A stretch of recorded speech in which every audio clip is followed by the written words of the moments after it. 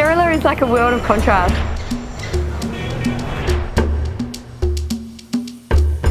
You land and you can take a breath and you just automatically feel like, whew.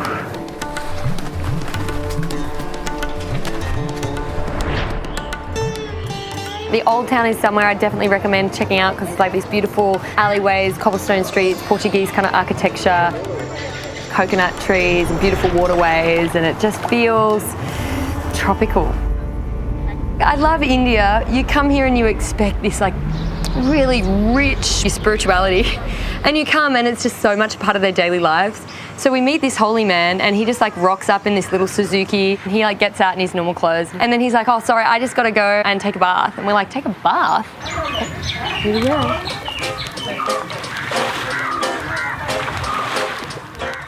Well, I'm a bit embarrassed, I can't really think very much right now. I'm not sure.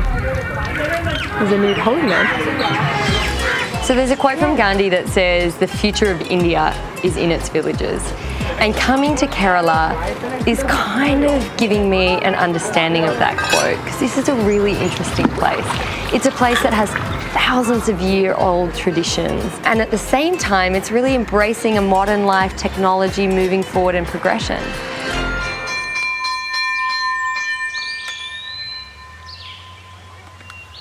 I just love that he's on his mobile phone.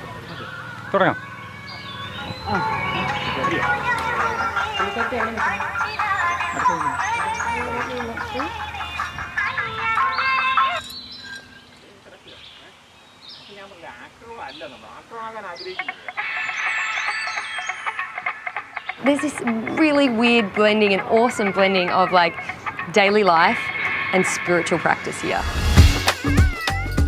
So this holy man, you know, he channels a goddess who's Shiva's wife, so that you can ask her things and he will give you an answer. And you can ask anything, like it doesn't have to be about spiritual enlightenment. I asked about a house. He took us in and, shall I go in? And I totally messed up, like I nearly walked inside the sacred temple.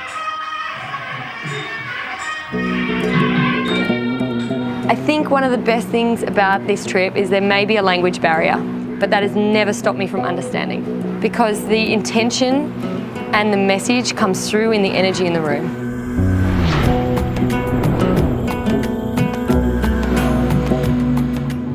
And like I was not sure what to do with the flame, and they're like, yeah, you got to put it on your face. And I was like, what am I going to burn my hand?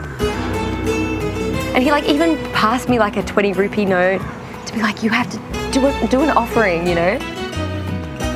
Even though I had no idea what was going on, I felt it. It feels real, you know? It's kind of a little bit unnerving and awesome at the same time. There was this real blending between spirituality and real life. Like the holy man's like, hey, can I have a ride back into town? And we're like, sure, hop in. And you know, he's like sitting there with his like sword.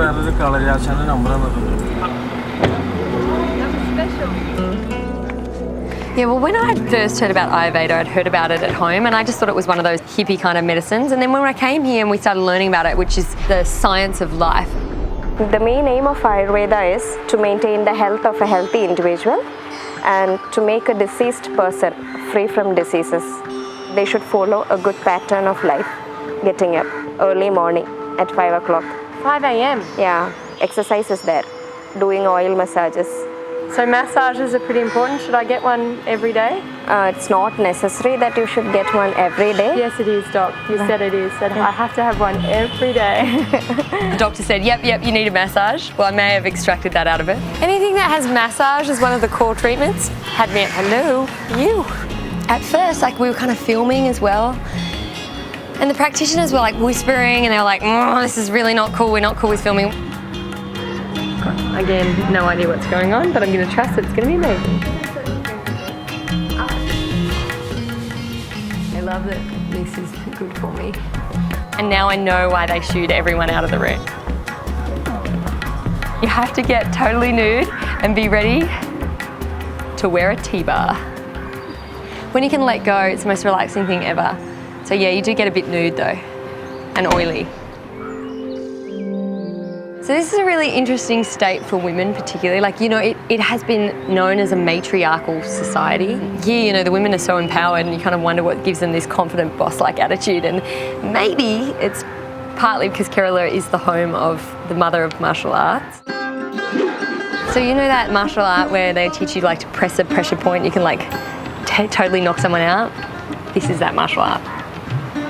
They didn't teach me that yet. Why do you think it's good for young children and young women to learn this? It makes them aware of their weakness. It is more relevant today than ever before because kids have very short attention spans. They need stimulation all the time. So nothing is just about fighting, it's all about like discipline, focus, using your body. You can try to. It's not about you attacking them, it's about you using their aggression against them and disabling them.